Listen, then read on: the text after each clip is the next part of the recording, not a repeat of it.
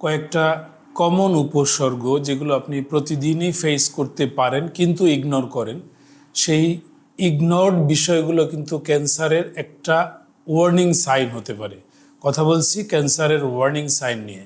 Number 1, unusual কোনো bleeding অর্থাৎ কজলেস কোনো শরীরের অঙ্গ থেকে যদি রক্তক্ষরণ হয়, যেমন আপনার কাশির সাথে রক্তক্ষরণ, এটা কিন্তু একটা অ্যালার্মিং সাইন ফুসফুস ক্যান্সারের ক্ষেত্রে হলেও হতে পারে।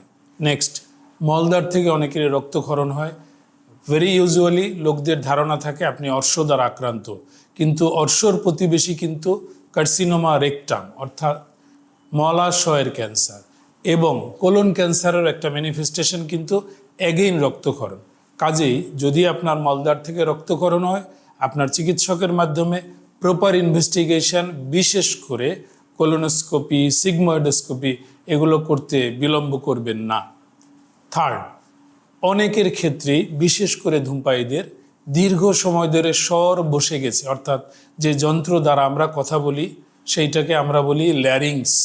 যদি ল্যারিংসে কোনো অসুস্থতা পরিলক্ষিত হয় এবং মেয়াদটা মাসেরও অধিক হয়ে থাকে, তখন কিন্তু নট নেসেসারিলি যে আপনার সাধারণভাবে যে ঠান্ডা লেগেছে শুধুমাত্র সেই একটা রোগ নয়, অর্থাৎ ভোকাল কর্ড অথবা ল্যারিংস অথবা স্বরের যে যন্ত্র, ওর কিন্তু একটা খুব কমন টিউমার বাংলাদেশে পরিলক্ষিত হয়, আমরা বলি ভোকাল কর্ড কার্সিনোমা।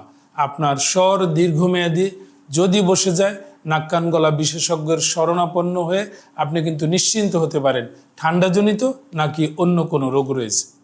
আমাদের শরীরে কখনো কখনো কোনো আঁচিল কিন্তু দীর্ঘমেয়াদে আপনার শরীরে থাকতে পারে, কিন্তু সেই আঁচিল কিন্তু যদি অল অন এ সাডেন অর্থাৎ হঠাৎ করে তার আকার আকৃতি বৃদ্ধিপ্রাপ্ত হয়েছে, তার রঙের পরিবর্তন হয়েছে, আপনি কিন্তু একটা বিষয় কেয়ারফুল হবেন।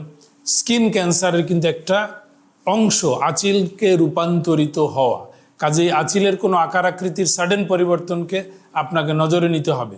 মেয়েদের একটা খুব কমন উপসর্গ, সেটা হচ্ছে পারভ্যাজাইনাল ডিসচার্জ অর্থাৎ মাসিকের রাস্তা থেকে পানি জাতীয় কিছু নিঃসরিত হওয়া।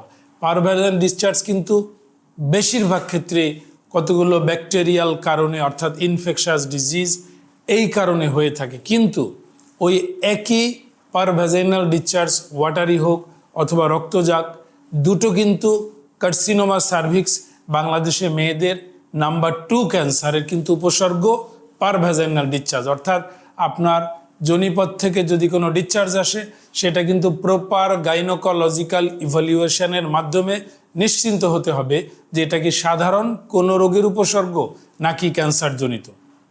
যে উপসর্গগুলো নিয়ে কথা বলেছি তার প্রতিটা কিন্তু আপনার জীবন এনকাউন্টার হতে পারে।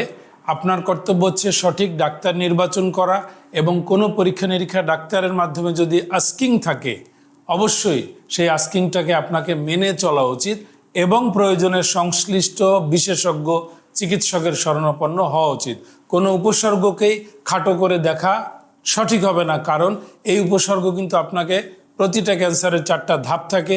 উপসর্গ নোটিফিকেশন বিলম্বজনিত কারণে বাংলাদেশে বেশিরভাগ ক্যান্সার স্টেজ 3 বা 4, 3 বা 4 অর্থাৎ যখন আপনি হিউজ চ্যালেঞ্জ তখন নির্ধারণ করা হয়।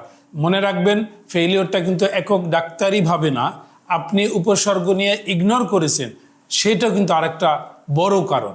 আমাদের আজকের ভিডিও আপনার ভিতরে সচেতনতা তৈরি করা। ধন্যবাদ।